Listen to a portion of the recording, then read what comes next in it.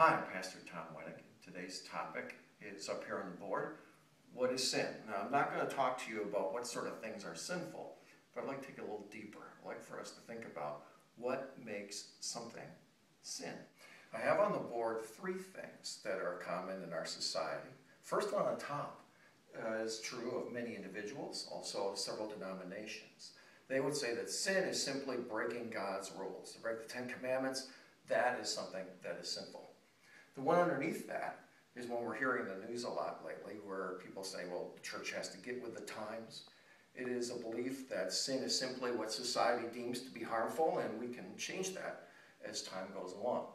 The one that I'm going to promote to you is this last one, and it is that sin is not just breaking commandments, but it's anything that has come out of Satan's rebellion against God. I'm going to show you a few passages that I think are relevant to this discussion. The first one's up here on the board. If you look at this passage from 1 John 3:4, it kind of suggests that, okay, yes, sin is just breaking God's laws. But I do want to point out that this doesn't say that it's sinful because it breaks the law. Now, I certainly believe that when you sin, you break God's law. God gives you those laws to point out what is sinful. But what is sinful about it is what makes it be part of the law in the first place. It's not simply that you break that law. This passage here gives the case of people who don't have the Ten Commandments, either because they were never told them or maybe lived before the Ten Commandments were given. It states that without the law, you still sin and you still perish because of it. So you can see just from the way this passage is set up that sinning isn't just breaking commandments. Sinning is inherently sin somehow, some way. This passage is sort of a paradigm blower for a lot of people. It states that David was sinful from the time he was conceived. Now, what would a fertilized egg be doing in there that it would be sinful? It doesn't do anything willful. It doesn't know any commandments. And yet, this isn't just an exaggeration. This is speaking about sort of the nature of sin. That David is saying sin is really part of him. It is part of his DNA. Another special case would be the case of Adam and Eve. Now, I know a lot of people look at that story and they don't take it very seriously because it has a sort of mythy quality to it. Yet, Jesus takes that story very seriously, which is why we should. In that story, Adam and Eve are told one commandment: don't eat from the tree of the knowledge of good and evil. And people go, oh dear, a forbidden tree. What kind of magic tree is it? But consider what it did to them. It changed them from people who could not die to people who could die, from people who didn't know what sin was to people who were inclined to sin. And that problem passed on to every generation after them, which leads me to a conclusion that it changed them physically. In fact, probably changed their DNA. In fact, isn't that what this passage is saying? Paul says sin entered the world through one man, that's Adam, and because of that, we all die. The Bible speaks about humans as having a sinful nature. Now, when we say somebody is by nature short-tempered or by nature self-centered, what are we actually saying? We are saying that they have a genetic predisposition to being short-tempered or self-centered.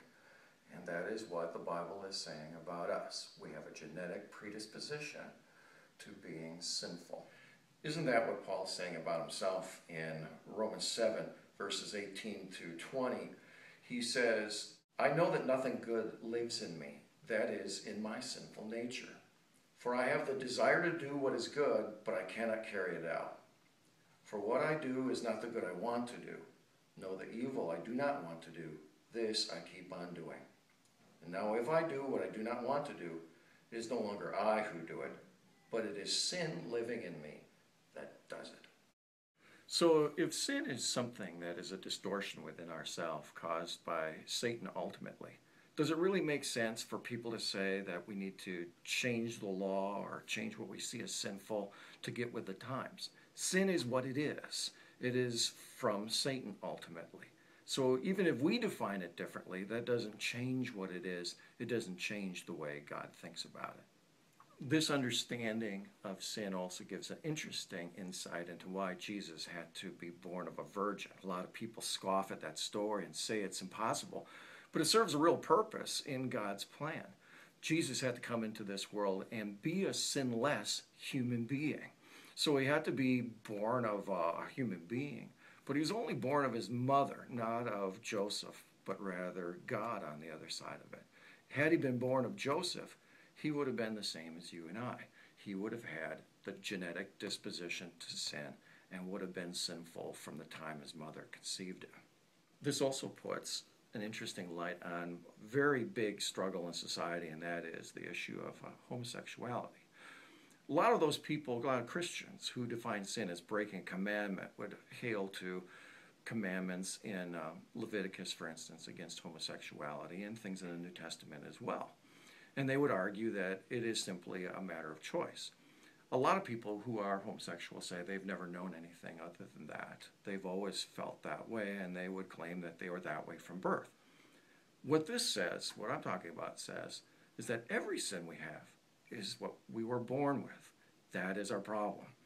And it needs the same cure no matter which sin you're talking about. It needs Jesus Christ to cover our sins and give us strength. The toughest part, maybe, about accepting this is that it takes sin away from being a rational choice. And that's what we tend to blame as our society as what makes something sinful, that you chose the wrong thing. This saying it is your choices, but it also is what you are.